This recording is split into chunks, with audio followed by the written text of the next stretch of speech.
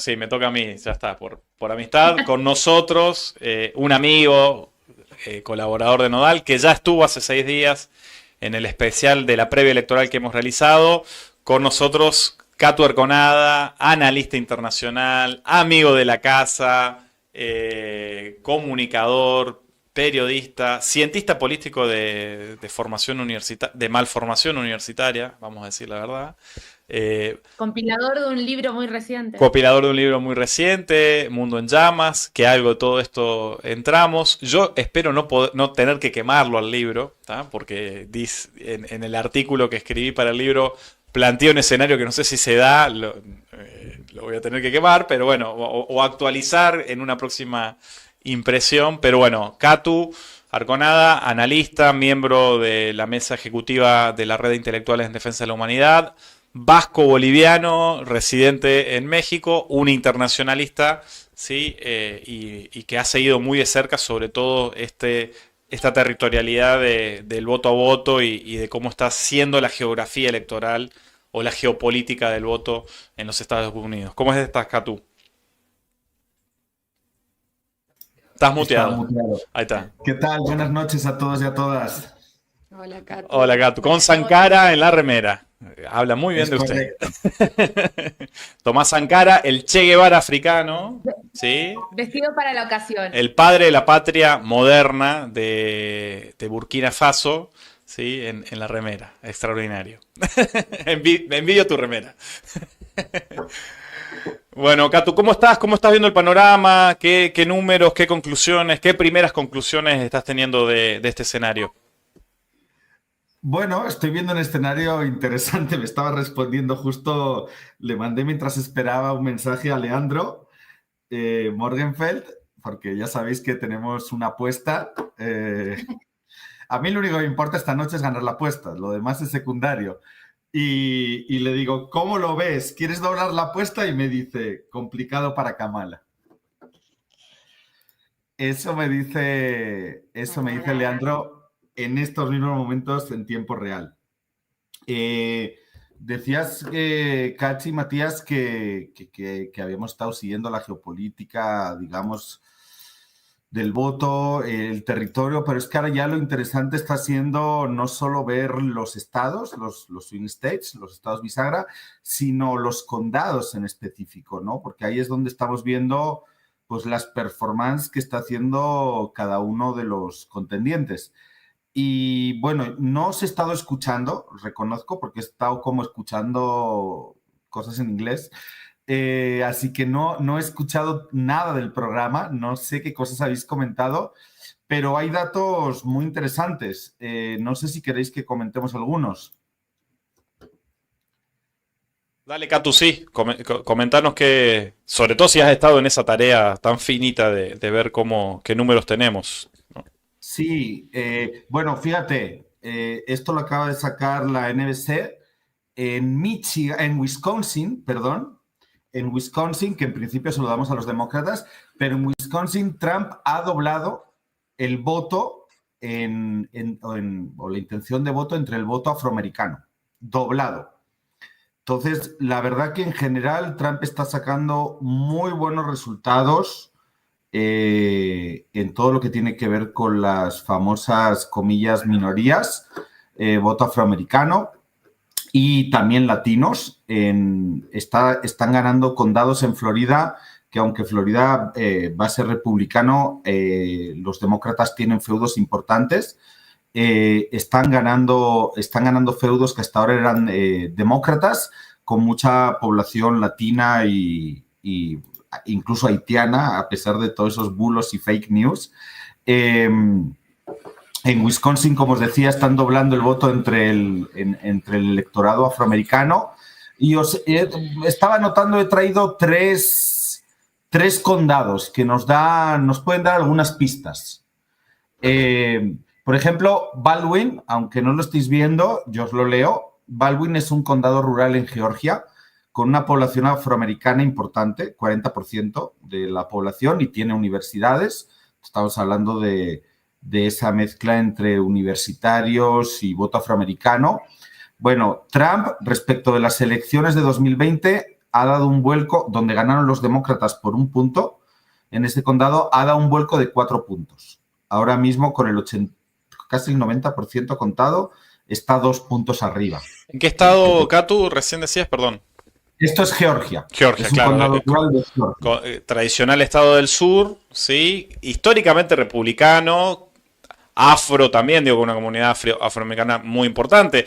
Es, de hecho, uno de los estados de las protagonistas de la secesión, ¿no? De la guerra civil estadounidense, que a diferencia de la guerra civil argentina, la tuvimos también, la ganaron los burgueses industriales, en nuestro caso la ganaron los oligarcas portuarios, ¿sí? La oligarquía bonaerense terrateniente de la ciudad de Buenos Aires y la burguesía comercial porteña, ¿sí? A industrial, digamos, sin vocación industrializadora, ¿no? Acá ganaron los que no deberían haber ganado, que eran los federales industriosos del centro, del interior profundo del país, ¿no? Pero bueno, Georgia entonces, hasta en un condado afroamericano, ganó Trump. Sí, está ganando Trump. Otro condado, Hamilton, que son los suburbs de Indianápolis, donde supuestamente los demócratas debían hacer un resultado bastante amplio. Bueno, en estos momentos va más del 90% también contado y los demócratas están perdiendo 47-51. Han recuperado 2 puntos respecto al anterior, a 2020, pero los demócratas están perdiendo frente a los republicanos y son los suburbs de Indianápolis. Entonces, también otra pista, digamos, ¿no? Y un tercer condado, que este sí es todavía más complicado. Se llama Loudoun y es uno de los condados, si no el más diverso que hay en todo el Rust Belt, en todo el cinturón del óxido. Mucho universitario, suburbio, etcétera. Los demócratas habían ganado en 2020, o sea, es como el suburb clásico donde ganan los demócratas, clase media alta, estudios universitarios. Habían ganado los republicanos en 2020 por 25 puntos. Los demócratas. Los demócratas a los republicanos, perdón. En 2024, en esta elección, ya también casi con el 100% contado, han bajado 9 puntos. Están ganando por 16 puntos. Claro. Pero el dato no es que ganen por 16 puntos, sino el dato es que han perdido 9 puntos frente a los republicanos en 4 años. En un suburb clásico, ¿no? Claro. Al revés, lo explicamos, al revés de cómo funciona en América Latina, los suburbios son condados, digamos, si eso se expresa en un condado electoral, son de clases medias acomodadas que pueden vivir en mejores condiciones, en buenos climas, en casas amplias. Lo que se ve en la tele, ¿verdad? Claro, lo que se ve en la tele, exactamente, ¿no? El American Way of Life, ¿no? Es tal cual, tal cual. Otra pista. New Hampshire, que era un estado más pequeño, que reparte pocos compromisarios, pero que era claramente demócrata. Bueno, la republicana Kelly Ayotte acaba de ganar la carrera gobernadora en New Hampshire. Entonces, los republicanos parece que le van a ganar también New Hampshire a los demócratas. Claro. Otro dato que me venía apuntando, otra pista. Nos vamos al Senado solo por un momento. Había una tendencia a pensar que los demócratas le podían recuperar el Senado a los republicanos. Pues nada, por los números que estamos viendo en Ohio, por la reelección de varios senadores demócratas, en Florida especialmente, Rick Scott, que ha ganado la reelección, las tendencias están apuntando que los republicanos podrían llegar a 52 escaños, claro. 50. La mayoría es 50. Claro. Recordemos, 100 senadores son los que conforman la Cámara Alta en los Estados Unidos. Igual que en Argentina, se renueva cada 2 años de a tercio. ¿Sí? Cada dos años de a tercios. En la última elección, que fue la de medio término de Joe Biden, el Partido Demócrata se hace con el control de la Cámara, ¿sí? Eso no pasaba hace muchos años. En esta elección había como un planteo de que podía sostenerse esa mayoría demócrata. Bueno, por lo que está diciendo vos, Catu, no hay manera, ¿no? Al contrario, se da vuelta y vuelve la Cámara Alta a control de los republicanos, ¿no? En principio esas son las previsiones. Como digo, son todo pistas porque no tenemos claridad ninguna. Recién, lo que sí parece es que el Sunbelt no va a ser tan determinante o que más bien va a caer como más o menos se preveía del lado republicano. No va a haber sorpresas como se planteaba en algunos sitios. Parece que claramente va a ser para los republicanos, la mayoría de los estados del Sunbelt, y de nuevo pues se confirma la teoría de que todos los caminos llevan a Pensilvania, todos los caminos a la Casa Blanca, por lo menos, que está situada en la avenida Pensilvania, por cierto.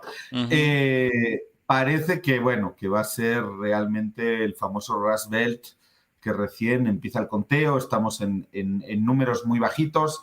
En Pensilvania incluso hay una, digo por si alguien lo está siguiendo en tiempo real, van los demócratas adelante, pero hay una cosa, incluso hay un concepto que se llama en política estadounidense espejismo azul, y es que en Pensilvania entran primero votos de los votos por correo, por un lado, y los votos de zonas tradicionalmente muy demócratas, ¿no? Y normalmente luego, a la medida que pasa el recuento, se va equilibrando. Entonces, ahora mismo no tenemos más datos, como digo, solo pistas, pero parece, por lo menos, que Trump está aguantando más que bien en zonas tradicionalmente demócratas, o las da la vuelta o rebaja el margen de diferencia que tenían los demócratas respecto a las anteriores elecciones.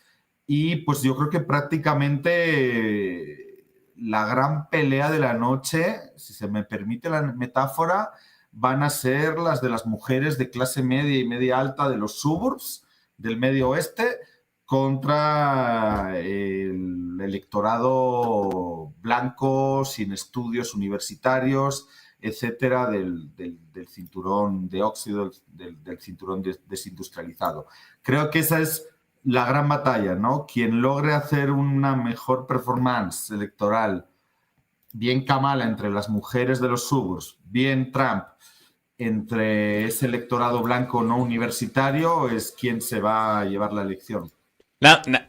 Ninguna elección mejor personificada que esta, digamos, en términos de personificación individual de esos sujetos sociales, ¿no? El Partido Demócrata, una mujer universitaria, ¿sí? Afrodescendiente, afroamericana, hasta con una raíz migrante también, ¿no? Y del otro lado, la personificación del WASP, ¿no? De ese, aunque sea del rico, pero aunque sea rico, expresa muy bien hasta en la lógica chabacana. ¿Qué? Del hombre. Del hombre, sí, del hombre. B corta y N. Del hombre sin H y con B corta, ¿tá? Y con N, ¿sí? Es muy bien personificada el debate, ¿no? Como lo planteas, Catu, y está muy interesante también verlo, ¿no? Porque si no quedamos en los guarismos y no vemos los sujetos sociales, y se está viendo claramente, ¿no? Una confrontación de sujetos sociales. Lo vimos también en Argentina, por cierto, ¿no? ¿Qué personifica Milei y qué logra mejor representar Milei, ¿no? Y qué lograba representar en ese momento, digamos, Sergio Massa o atrás de Sergio Massa, Cristina, ¿no? Cristina. Sí, y bueno, como ya saben que me gusta la polémica, me van a perdonar que no sé si lo colocaría en términos de hombre versus mujer, porque no sé si Kamala representa algo. No, en términos light liberales. No, exactamente. Yo justo iba a decir eso, cómo instalan antinomias en clave de género. Sí, claro. Para acaudillar cada uno ciertos sectores, pero no en clave de clase, ¿no? O en clave... Esto es completamente una antinomia.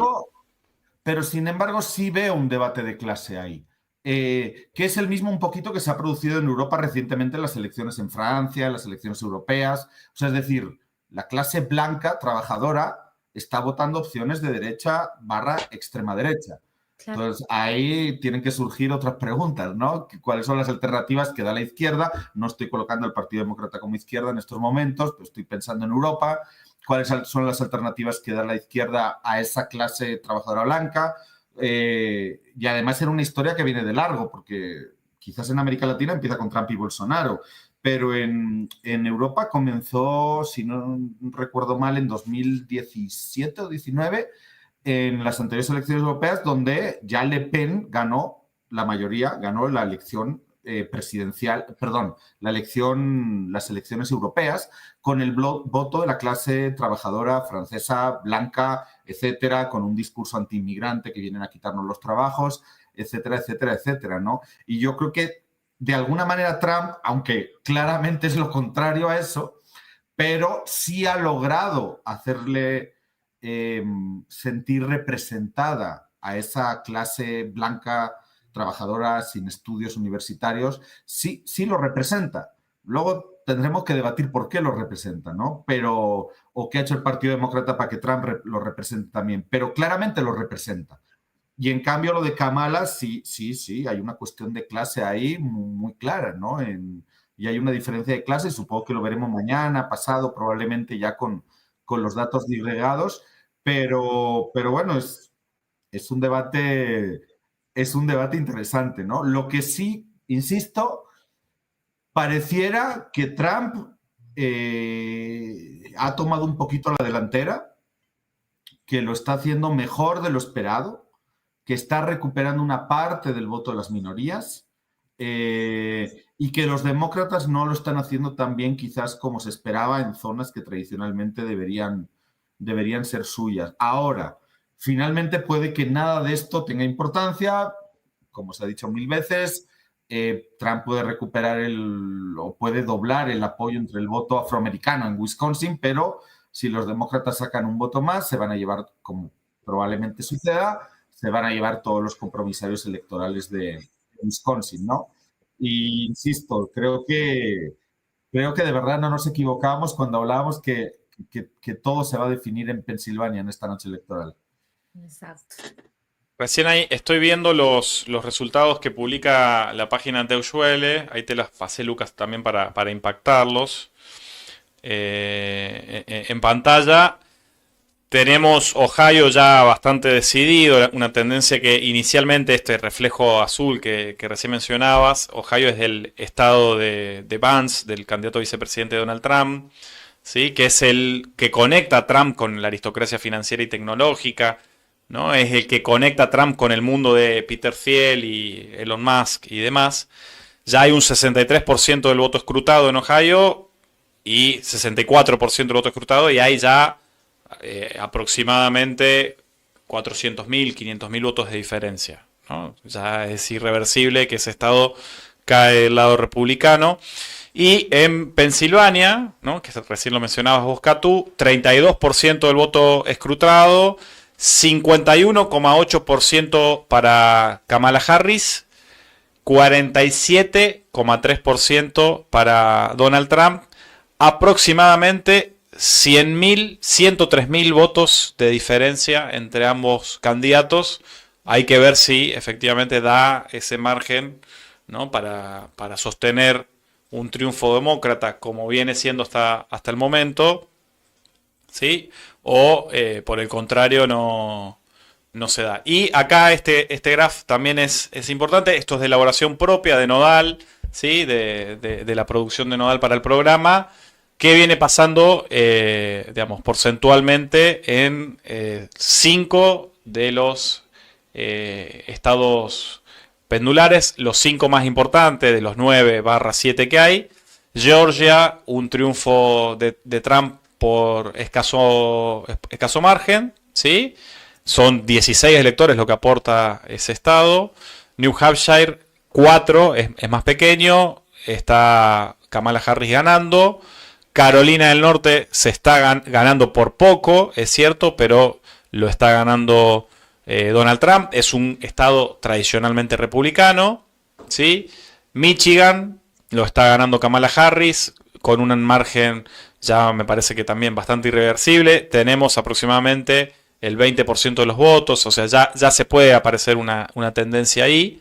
Y Pensilvania, esto está desactualizado, ahora esta diferencia se ha acercado bastante, ¿no?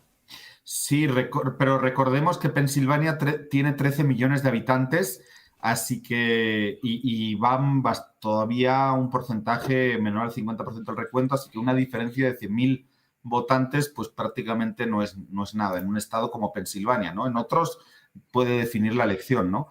Y sí parece, con los datos que decías, que se confirma que no hay ruta por el Cinturón del Sol, ¿no? El Sun Belt, que todo más o menos, como de alguna manera lo habíamos previsto, cae por lo menos esos dos estados importantes, ¿no? Porque reparten bastantes compromisarios, Georgia y North Carolina, Carolina del Norte, que son 16 votos electorales, caen ya, de hecho las proyecciones que estoy viendo en estos momentos ya se las dan a los republicanos, que de todas formas era más o menos lo previsto. No era quizás el discurso dominante en los medios en los últimos días, ¿no? Porque como que hubo yo no sé llamarlo operación, pero sí hubo un cierto consenso en los más media en decir que los republicanos, bueno, yo he visto por ahí mapas electorales donde le daban votos a los demócratas en estados que en principio no preveíamos, ¿no? Pero decían justamente que en el Sun Belt se podía abrir una brecha para los republicanos y que se podía ganar Georgia, se podía ganar North Carolina.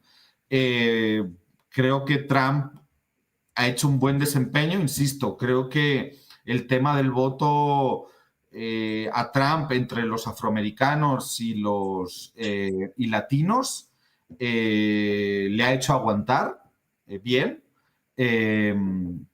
no para ganar ningún estado que no esté previsto, pero le ha hecho aguantar bien por lo menos lo suficiente para retener esos estados del Sun Belt. Y bueno, yo sigo creyendo que Michigan y Wisconsin sí van a ser demócratas y el que va a estar en el aire hasta el final va a ser Pensilvania. Claro. Recordemos el Sun Belt o el Cinturón del Sol son los estados del sur, ¿sí? Que tienen que ver con el calor, ¿no? Con el calor que no hay hacia el norte, ¿no? En los estados de los Grandes Lagos, en Nueva York, ¿sí? En las 13 colonias históricas que no hay sol, digamos, hay mucho frío. Estamos hablando en términos de latitud, ¿sí? Nueva York, si mal no me equivoco, en términos de latitud está de manera equivalente en el hemisferio norte a lo que es la provincia de Santa Cruz en Argentina, ¿no? Hace mucho frío en Nueva York en invierno, ¿no?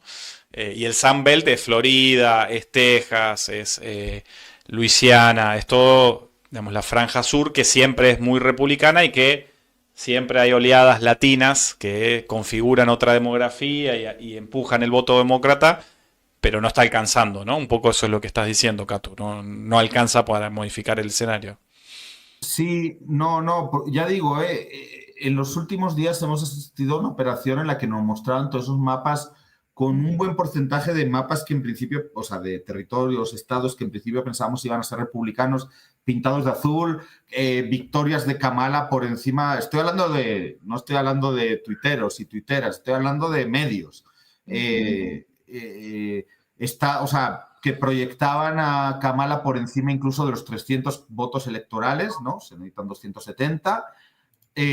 Cuando lo que estábamos preveyendo y en principio la lógica y lo que veníamos viendo y demás implicaba que la elección iba a estar muy cerrada en torno a 250 y algo, 260, 60 y algo compromisarios cada uno y probablemente los 19 votos electorales de Pensilvania fueran los que definían, ¿no? Nos han querido como impulsar a que Kamala tenía otras opciones, pero pues realmente no ha pasado. Realmente yo estaba repasando hace un rato el artículo que escribí hace una semana o hace unos días, el viernes en realidad, para el especial de Nodal, y pues yo no soy tampoco ningún experto en política estadounidense, solo alguien que lee y se informa y lee a otros que sí le saben, y los estados que le dio a los demócratas son los que se han cumplido y los que preveo que se van a cumplir en los bisagra, en los swing states, y los que le escribía que eran para los republicanos, también no está habiendo ninguna sorpresa en realidad en esta noche electoral. Entonces... Y también veíamos, ¿verdad?, con la salida de Obama, ¿no? Un poco a hacer campaña, una persona que en un inicio no tuvo, digamos, una respuesta contundente para apoyar a Kamala, pero que, bueno, después finalmente dio su visto bueno, ¿verdad?, dentro del Partido Demócrata, y ahora, en este último tiempo, reforzando, digamos, con una campaña contundente, incluso saliendo, lo repasábamos, digamos, en este vivo, saliendo a tener que hacer mitines, digamos, o un llamado, digamos, al voto, a la participación, para llevar un poco más de agua, digamos, al molino de los demócratas, ¿verdad? Y que un poco también lo repasamos, Bloomberg saliendo a decir por qué votan, otros medios de comunicación, o sea, posicionándose, digamos, muy, muy fuerte, ni hablar, digamos, los periódicos de Europa, ¿no? O sea, incluso los progresistas, como El País y todos los demás, saliendo a posicionarse muy fuerte, que bueno, también implica, digamos, eso de la información, digamos, que se tenía quizás en ese momento en una batalla tan reñida como la que vimos, ¿verdad? Y que también hizo que, por ejemplo, Bezos saliera, digamos, a manifestarse con el aporte que hizo, digamos, contundente Kamala, ¿verdad?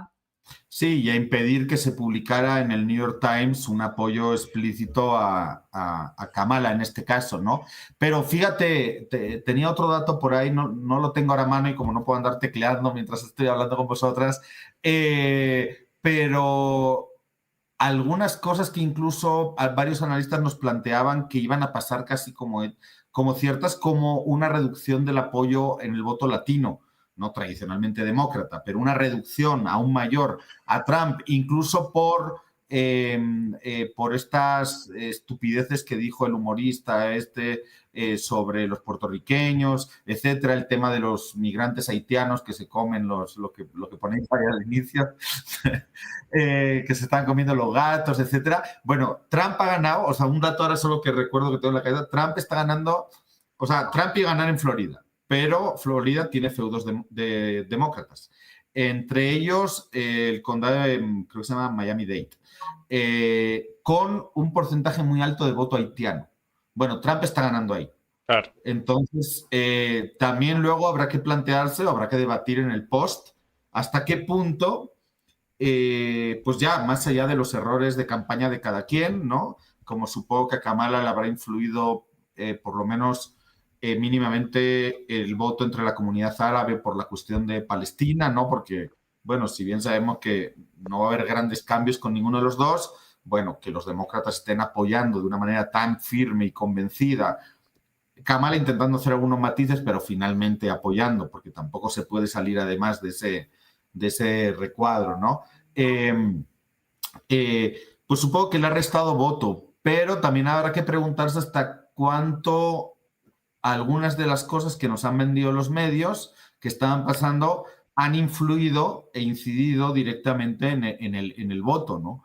Yo por eso lo veo más interesante, porque claramente, bueno, yo por lo menos en mi lectura sí le aposté a Estados Unidos. Tiene una polarización brutal, ¿no? Que se ha ido además agudizando en los últimos años. Hay una cuestión de clase por medio que permea todo, más allá del fantoche que pueda suponer la figura de Trump la mayor parte de las veces, pero hay una cuestión de clase determinada, que es la que finalmente es determinante, ¿no? Y por lo menos parece que está siendo así. Sí. Algunos restando votos, algunos aumentando votos, pero no parece que las campañas de los medios hayan influido. No parece que lo que los medios no solo han trasladado en Estados Unidos, sino en América Latina y bueno, en el resto del mundo, no parece que haya tenido una incidencia especial cambiando el resultado de ningún estado. Entonces, bueno, creo que está interesante, pero para los siguientes programas, ¿no? Cuando ya tengamos resultados. Acá, Katu, te muestro estamos mostrando a todos un mapa de los estados que más visitaron Donald Trump y Kamala Harris, ¿sí? Y efectivamente, por afano, por lejos, el más visitado por ambos candidatos, casi que empatados, de hecho, ha sido Pensilvania, ¿sí? Y el segundo más visitado, Michigan, ¿no? Ahí está el centro de la discusión, ¿sí? Efectivamente, Carolina del Norte, Donald Trump algún susto ha tenido y por eso también lo ha ido a visitar tantas veces. Fue 11 veces a Carolina del Norte. Algo ha servido porque efectivamente lo están ganando a ese estado los republicanos. Digo, pero fíjense que está ahí la discusión, ¿no? Si esos 19 electores de Pensilvania caen para el lado demócrata o el lado republicano, se estaría resolviendo la elección. Lo cierto es que toda la demografía del voto, y cuando vas a condado y ves la letra chica, digamos, no estás viendo una ola azul que esté tiñendo de ese color el mapa, ¿no? Todo lo contrario, se ve una cosa bastante consolidada de parte de los republicanos, ¿no? Sí, incluso parte también de la narrativa dominante es que era incluso que los demócratas tenían posibilidades en Texas, pero no sé si tienes ahí cuántas veces lo han visitado, pero creo que es como entre 0 y 2, o no sé. Y a pesar de que estoy viendo ahora el mapa de Texas, Trump 55%, por el momento Kamala 43.5%, entonces aunque tienen un buen desempeño en Dallas, los demócratas, en las ciudades, en Austin, San Antonio, Houston, pero el resto del estado está absolutamente teñido de rojo. Texas lo menciono porque es probablemente uno de los estados que, aunque creo que en esta elección estaba claro que no iba a cambiar de manos, es uno de los estados que pudieran convertirse en el futuro, pudieran ser el próximo Ohio o lo que en su momento fue Florida, ¿no? Que era demócrata, pasó a manos republicanas. Claramente, Ohio, lo mismo, ¿no? Un estado que además normalmente el resultado en Ohio reflejaba prácticamente el resultado final del voto a nivel nacional por una diferencia de 1 o 2 puntos, o sea, prácticamente calcaba el resultado final. Bueno, tampoco, todo eso ya cambió, pero la demografía de Texas, por la elección, por la migración, está cambiando también abruptamente. Entonces, sí hay varios estudiosos, demógrafos, etcétera, que sí están planteando que si sigue estos niveles de cambio demográfico, en 2028 o más probablemente en 2032, Texas, que reparte, no me acuerdo ahora cuántos compromisarios son, pues 40 creo, 40 votos electorales, muchísimo, casi tanto como California, pudiera por lo menos ponerse en juego en cuanto a swing state, ¿no? Entonces estamos hablando también de una demografía que en los próximos años va a cambiar y que los estados que hoy son bisagra quizás no lo sean en las próximas elecciones, porque fíjate que, entre comillas, que importan los 19 votos de Pensilvania frente a los 40 de Texas, ¿no? Pero bueno, no estamos todavía en ese momento. Bueno, Katu, acá yo vengo con una pregunta que nos saca un poco de esta situación de ir analizando la composición del voto, este análisis tan fino que estamos haciendo. La verdad, ojalá toda la comunidad nodal esté escuchando, porque sinceramente es un análisis que no sé si está tan claro en otros medios de comunicación.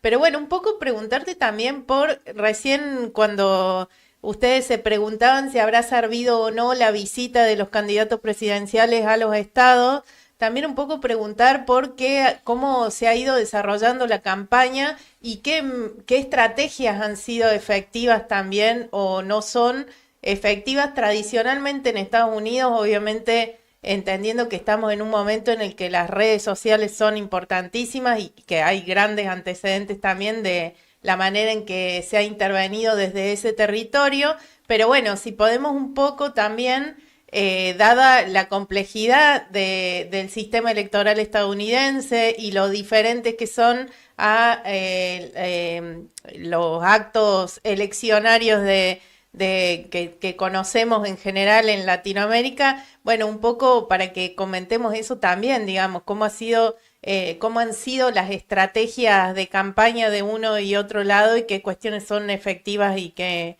no en el marco de un tipo de proceso electoral así. Bueno, fíjate, yo creo que en realidad la estrategia electoral de cada partido no es tan difícil en un país donde básicamente es bipartidista y no te puedes salir de ese esquema, ¿no? Yo estoy pensando un poquito, por decir que conozco un poco más, intentando hacer un paralelismo en España, ¿no? Durante, bueno, hasta la erupción de Podemos, pero bueno, más allá de eso, prácticamente, históricamente, desde el fin de la dictadura, formalmente hay un bipartidismo, ¿no? El Partido Popular y el Partido Socialista. Sí, surgieron escisiones, por la izquierda surgió Podemos en estos últimos años, ¿no? Y por la derecha surgió Vox. Pero tradicionalmente un votante del partido de la derecha, del PP, es muy difícil que se pase al PSOE. Y un votante que incluso se considera de izquierda porque vota al PSOE, aunque luego en un debate ya teórico político sepamos que no es izquierda, pero un votante que se define como de izquierda es muy difícil que se cambie al PP. Yo creo que en el caso estadounidense pasa un poquito similar, como digo, si se me permite la comparación, salvando todas las distancias.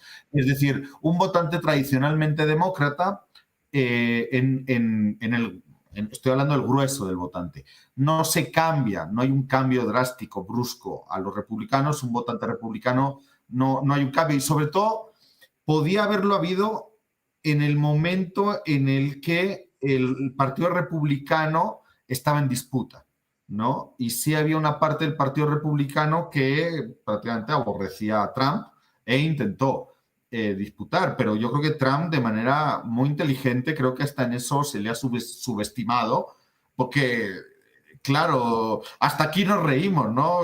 Que es un fantoche, que es un payaso, que es lo que sea, pero se comió el Partido Republicano. O sea, el Partido Republicano está absolutamente dominado por Trump en estos momentos. Y estamos hablando de que hace unos pocos años el Tea Party, que era como la extrema derecha del Partido Republicano, pues era una minoría. Tenían algún diputado, algunos senadores, creo que algún gobernador llegaron a tener, pero eran minoría, pero minoría absoluta. Y hoy, más bien, la área Trump es la minoría absoluta y Trump se comió por completo al Partido Republicano hasta el punto de que lo más probable es que, bueno, si gana Trump la elección, no tiene ya ninguna posibilidad de presentarse, pero gane Trump la elección o no, el próximo candidato del Partido Republicano dentro de 4 años lo van a poner ellos. O sea, ellos, me refiero a Trump, al Make America Great Again, el movimiento MAGA, etcétera, etcétera. Claramente el próximo candidato del Partido Republicano va a ser del movimiento MAGA. Entonces, yo creo que en algún momento quizás pudo haber una opción de disputar una parte del electorado, pero el electorado, y justamente si Trump domina todo eso, también, bueno, digo, tampoco vamos a decir que es el mayor genio de la política, si Trump domina todo eso también es porque el electorado estadounidense ha ido cambiando, ¿no? Por eso la importancia del Rust Belt, que no existía antes, ¿no? Ya todas esas zonas absolutamente desindustrializadas, absolutamente sin esperanza, donde justamente el American Way of Life desapareció por completo y fue sustituido por el fentanilo que te crea otro American Way of Life en tu cabeza.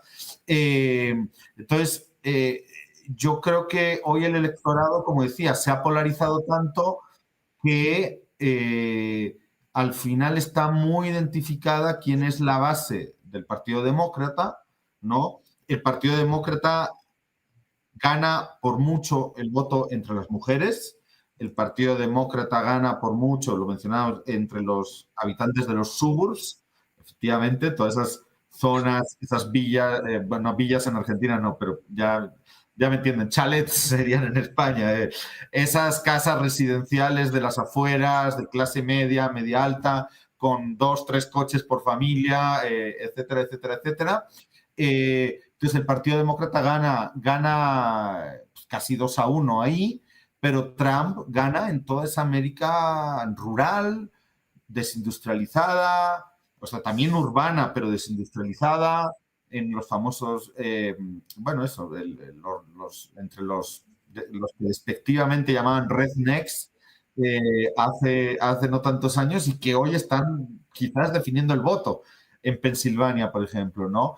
Entonces yo creo que cada quien se ha centrado creo que fue muy inteligente por parte del Partido Demócrata sustituir a Biden, porque ya los últimos meses estaba muerto. Lamentable, estaba muerto en vida. Entonces creo que fue una buena jugada. Fíjense que el atentado a Trump casi es anulado por el recambio en el Partido Demócrata, porque sucede en el plazo de 6 días entre uno y otro, ¿no? A mediados de julio que del año pasado iba a decir, de hace 3 meses. Y casi de una manera u otra lo ha anulado, ¿no? Yo creo que cada quien tiene un discurso muy claro para su electorado propio, y por eso los datos que mencionaba Cachi de todas las veces que han ido a Pensilvania, porque es un estado donde hay ciudades importantes, ciudades con suburbs muy importantes, y hay otra buena parte del estado, y que estamos hablando casi efectivamente de 50 y 50, que es un voto absolutamente rural, que va también claramente para Trump, ¿no? Entonces yo creo que ahí cada quien le ha estado hablando a su electorado, y los dos de alguna manera han hecho lo que tenían que hacer, ¿no? Para el Partido Demócrata sí ha sido una piedra en el zapato lo que el genocidio que está sucediendo en Palestina. Sí, definitivamente. ¿Perdón? Sí, no, tal cual, definitivamente. Ahí está la clave, ¿no? De esto. Y para el Partido Republicano yo creo que sí es una piedra en el zapato tener un discurso muy duro contra la migración. Todavía ayer salían amenazando de nuevo a México, ¿no? Que si no, de nuevo, no paramos el tema migratorio, van a poner no sé cuánto ha dicho, una locura de aranceles, un porcentaje muy alto en aranceles a los productos mexicanos, que, como decíamos el otro día, es el primer socio comercial de Estados Unidos, por encima de Canadá y de China. Entonces, claro, es una piedra en el zapato en cuanto a la campaña y a lo que preguntaba, tener un discurso muy duro contra la migración y al mismo tiempo estar intentando recuperarle o rasparle un poquito el voto latino y también afroamericano a el Partido Demócrata, ¿no? Pero más allá de eso, creo que como que la película ha discurrido según la trama prevista, claro. Y cada quien ha hecho el discurso que tenía que hacer para su electorado, y por eso estamos hablando de un resultado muy ajustado, ¿no? Incluso, como os mencionaba el otro día, con una cierta claridad de que ya el Partido Demócrata, que antes no se dudaba de que iba a ganar el voto popular, bueno, si lo gana no va a ser por la diferencia que lo ganaron antes, ¿no? Incluso podemos hasta todavía dejarlo en duda con los resultados que están teniendo. Yo creo que sí. A esta altura si gana Trump, gana también en el voto ciudadano, por la extensión y la profundidad de su victoria. Bueno, Catu, querido... Y fíjate, sí. Solo para terminar, fíjate la dimensión que puede tener. O sea, realmente mañana podemos reírnos de todo esto y decir, nada que ver, pero ahora mismo sobre el papel, fíjate el tamaño de la victoria que podría tener Trump, ya digo, hipotéticamente, todavía sigue en el aire todo, porque estamos hablando de que podría pasar a tener la presidencia, podría pasar a tener la mayoría en el Senado, y ya tiene mayoría desde su anterior legislatura, desde su anterior presidencia en el Tribunal Supremo, donde colocó, claro. Creo que fueron 4. Y mayoría en la Cámara de Representantes, que se renueva completamente cada 2 años, que la ganaron en el 2021, y con esta geografía electoral que está teniendo, la va a ganar el Partido Republicano. O sea, ya tiene la mayoría, se reelige la Cámara completa, y también la tendría, o sea, tendría la suma del poder público, digamos, ¿no? Sí, entonces solo como escenario hipotético estaríamos hablando de que quizás por unas decenas de miles de votos no solo se define la elección, sino se defina una presidencia de un Trump súper poderoso. Durísimo. Lo siento por Argentina. Sí. Traducimos, te das cuenta de nuestra cabeza que... Claro, por lo menos, Catu, si apostaste por quien pensamos que apostaste, por lo menos pagate el asado. Claro. No. Por lo menos. De hecho, fue público y con Cachi como testigo en Twitter. En Twitter, un intercambio ahí con porque- Leandro Morgenfeld, que estuvo hace un ratito, un tiempo también en el programa. Porque a Leandro lo vi tan seguro, o sea, a Leandro, con todos mis respetos para él, que es, o sea, el tipo sabe sobre Estados Unidos mucho más que yo, y es del grupo de trabajo de Estados Unidos de Claxo, y tiene todos mis respetos, pero le vi, Leandro, un saludo si nos estás escuchando, pero le vi tan comprándose de tal manera lo que decía, todo este momento, ¿no?, que nos estaban creando los medios, las redes, etcétera, etcétera, que yo le dije, a ver, espera un poquito, yo no creo que vaya a ser así. Entonces, y bueno, ya apostamos unas cervezas, pero está bien, ni modo, tendré que pagar un asado. Pero debo decir que igual, hay una parte de mí, mi parte anarquista, vamos a llamarlo así, que quiere que gane Trump, que llegue el caos, porque incluso no solo estamos hablando de un caos a nivel mundial, de un mundo mundial, estamos hablando de que Estados Unidos va a terminar de descomponerse probablemente. Incluso en esa superpresidencia hipotética, en ese escenario hipotético todavía de un Trump superpoderoso, para mí sí implicaría una descomposición de la esencia de los Estados Unidos. Entonces, en mi ser profundo y desde mi desprecio al Partido Demócrata, y como digo, ¿no?, que han sido los principales responsables de un montón de cosas en América Latina, sí tengo una partecita de mí culposa que quiere que gane Trump. Bueno, ahí te lo vamos a discutir, no solo por Argentina, porque puede ser el inicio de una nueva hegemonía, ¿no? Sí. Esto, digo, la hegemonía del Partido Demócrata está sentada en una larga historia, en una larga trayectoria que tiene que ver con, efectivamente, la caída de la Unión Soviética, el fin de la historia, el auge de la globalización, el clan Clinton, que al día de hoy controla el Partido Demócrata, por encima de Barack Obama. Anthony Blinken le reporta a Hillary Clinton al día de hoy, estamos todos convencidos y es público casi eso. Entonces, es una hegemonía que tiene 30 años de historia, de un diseño institucional del cual, hay que decir la verdad, George Bush hijo no se corrió un milímetro, ¿no? Más allá de que era un neocon y demás. Pero me parece que lo que puede pasar es que efectivamente estén haciendo una nueva hegemonía y que haya una orientación estratégica, que todo lo contrario a que Estados Unidos se vaya al tacho, en ese repliegue estratégico y de intentar ganar a Rusia para Occidente, en la discusión con China, en la jugada no le salga. Me parece que no está nada prescrito. ¿Sí? No, y la pregunta también de si, bueno, en el momento en el que asume Trump, allá por el 2016, con Boris Johnson, ¿se acuerdan? El Brexit y todo, la pregunta es, ¿volverá otra pandemia? O sea, como adelantándonos también a estos escenarios de radicalidad, digamos, total, en la que, bueno, obviamente, o sea, no es que solo se juegan en esas territorialidades o bajo esos intereses y solo los afectan a ellos, sino al mundo entero, ¿verdad? Sí, pero y luego al mismo tiempo, de todas formas, es que podríamos decir, bueno, venga, más vale malo conocido que bueno, no tan bueno por conocer, pero digamos, ¿no? Nos quedamos con el malo conocido.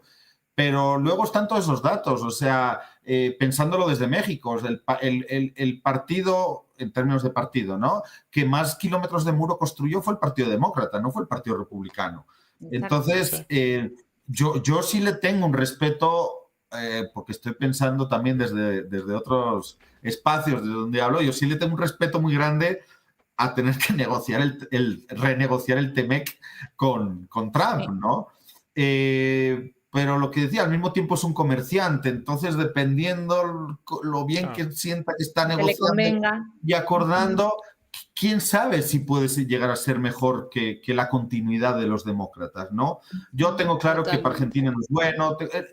Al final vamos a lo que hablamos el otro día. Claramente que el movimiento MAGA tenga mayor presencia y mayor poder con lo que eso implica además de mayor presencia y mayor poder en sus socios regionales, ¿no? Milei en Argentina, Bolsonaro en Brasil, Bukele, etcétera, etcétera. Claramente eso no es bueno, pero cuando empiezas a poner y a poner y a poner cosas en la balanza, yo ya no tengo nada claro. Claro. No, ni siquiera tengo claridad. O sea, No, si y el imperio sigue siendo el imperio, ¿no? Totalmente. En esa clave eso hay que siempre entenderlo. Los cubanos, los amigos de las islas siempre lo tienen muy claro a eso. Me parece que es importante entender que hay una unidad contradictoria, pero unidad al fin, de intereses que son imperialistas, que incluso recién en el recuento de este ya largo programa lo hemos visto. No tiene nada que ver con lo que sufre y padece el pueblo estadounidense, ¿no? Totalmente. Este es un campo de batalla que es el campo electoral, digo. Después hay que ver cómo se dirime en esta lucha, digo, que más allá de quién gane, es una lucha con una sociedad polarizada, con altos niveles de violencia, una sociedad armada, ¿no? Además, bueno, hay que ver después cuáles son los escenarios que se abren y cómo estas fuerzas van a dirimir también el poder dentro y fuera de las fronteras norteamericanas. Y ya si vamos al interno, pues con los demócratas, aunque tienen muy buenos números macro, la verdad que la inflación le ha pegado durísimo a la gente y también esa es uno de los responsables de esta campaña electoral, aunque en principio los números así fríos no son tan malos, la inflación le ha pegado muy duro a la gente y eso también está movilizando un poco al voto hacia Trump, porque incluso parte de las medidas medio exitosas a nivel económico que puso en marcha, o que están hoy en día en marcha en Estados Unidos, algunas han sido puestas por Biden, pero algunas fueron puestas por Trump también, ¿no? Entonces, son como demasiadas capas de complejidad como para definir, ¿no? Bueno, si hablamos desde Argentina, entonces sí, yo tengo claro que es lo mejor para Argentina, ¿no? Que no gane Trump. Pero, ya estamos bastante mal con una administración demócrata. Claro. Porque no sé cuán peor podemos estar. ¿Verdad? Sí, La verdad, bueno, ya no lo sé. ya lo sabemos. Hermano querido, te despedimos, así ya vamos también cerrando el programa y gracias por esos análisis en profundidad, de los números también, ni más ni menos. Impecables. Sí. Así que gracias totales y obviamente vamos a seguir conectados en el trabajo y en el análisis y en el intercambio. Un abrazo enorme. Bueno, no sé hasta qué hora se queden, aquí como son 3 horas menos, yo me voy a quedar. Sí, nosotros estamos más. Nosotros estamos. La gran ventaja es esa. Nos está por dar la pálida. Bueno, Así hermano. Bueno, pero que vaya muy bien y espero que hagamos otro programa justo para debatir ya, porque todas estas cosas que están saliendo aquí medio estamos atisbando, ¿no? ¿Qué es lo que viene? ¿Qué implica esto a nivel interno? ¿Qué implica esto a nivel latinoamericano? ¿Qué implica esto en la geopolítica global? ¿Cómo ha ido cambiando el voto, ¿no? La geopolítica del voto también a nivel social, demográfico, etcétera. Bueno, que ahora es imposible, ¿no? Como desmenuzarla. Bueno, pues ya cuando tengamos los datos, espero que sigamos debatiendo. Sí, totalmente. Seguro. Un abrazo grande, hermano. Gracias, hermano. Vale, compañeros, compañeras. Gracias, Catu.